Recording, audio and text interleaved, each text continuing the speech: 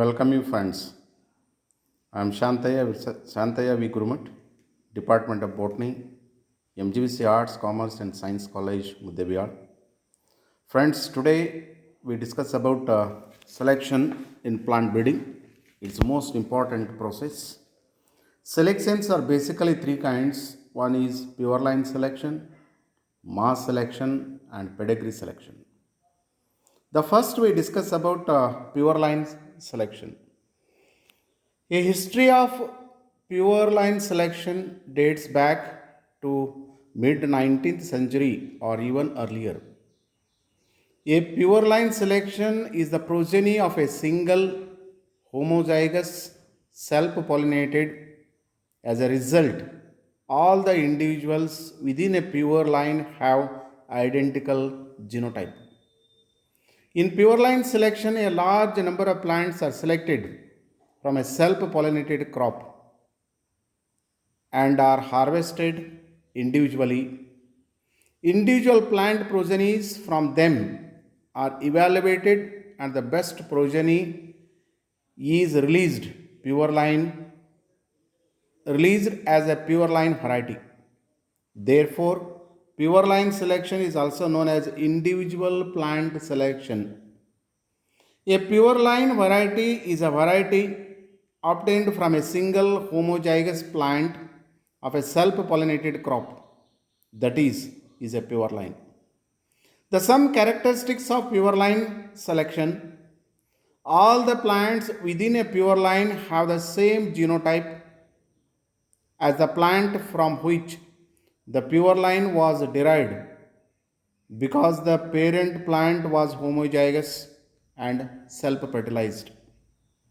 The variations present within a pure line environmental and non-heritable, since all the plants within pure line are identical genotype, means the same genotype, there is no change in the chromosomal number. The variation present within the pure line is due to the environment only. Pure line becomes genetically variable with time. Applications of pure line selection. It has several applications in the improvement of self-pollinated crops. Number one, local or desi varieties.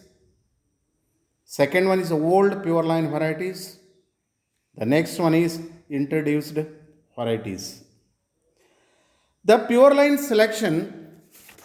So here the schematic representation of pure line selection. In the first year, the plants can be selected. 200 to 3000 plants are selected on the basis of their genotype. This is desi or old variety, a mixture of pure lines. So see the schematic representation. The second year, individual plant progenies are grown. Second point is undesirable progenies are rejected. Undesirable means they are not suitable. The individual plant progenies. The next one is in the third year, remaining progenies are planted in a preliminary yield trail. Here also, inferior progenies are rejected. In the third year, preliminary yield trail.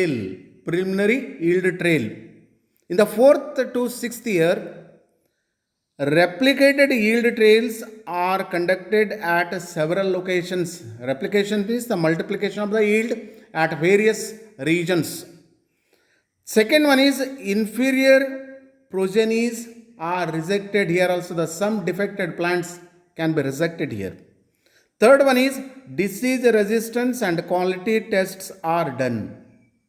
This is the fourth to sixth year multi-location yield trails. The seventh year, best progeny is released as a new variety. Second one is seed is multiplication begins for distribution to the farmers. This is about the pure line selection. Friends, next we discuss about mass selection. Mass selection is a large number of plants of similar phenotype, means identical plants, are selected and their seeds are mixed together to constitute the new variety. The plants are selected on the basis of their appearance or phenotype. Selection is done easily on plant height, year type, grain color, grain size, disease resistance, tillering ability, shattering resistance, etc. The applications of mass selection in case of self-pollinated crops, mass selection has two major applications. Number one, improvement of desi or local varieties. Number two, purification of existing pure line varieties. The first one is improvement of local varieties. Mass selection is useful for the improvement of land or desi varieties of self-pollinated crops. The second one is purification of existing pure line varieties. The other application of mass selection is to maintain the purity of existing pure line varieties. The procedure of mass selection here also. The first year, friends, you see the schematic representation.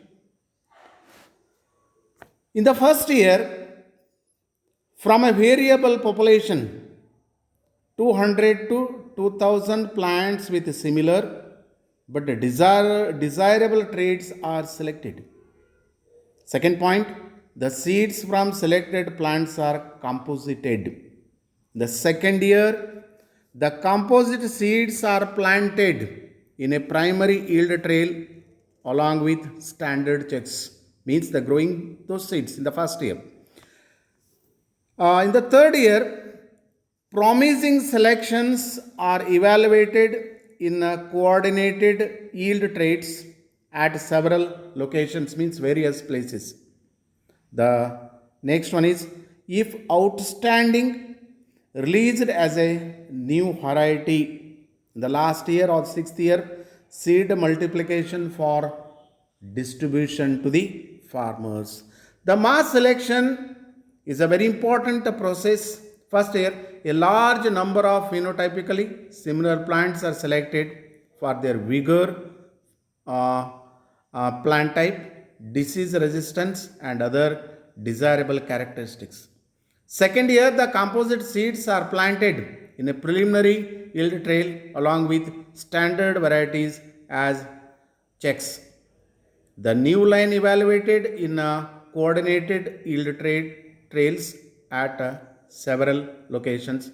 In the seventh year, the line may be released as a new variety for cultivation if found suitable and if recommended by the central or state variety release committee. Friends, so easily understand the both the schematic representations, number one pure line selection and number two mass selection to be compared, and it is easily understand.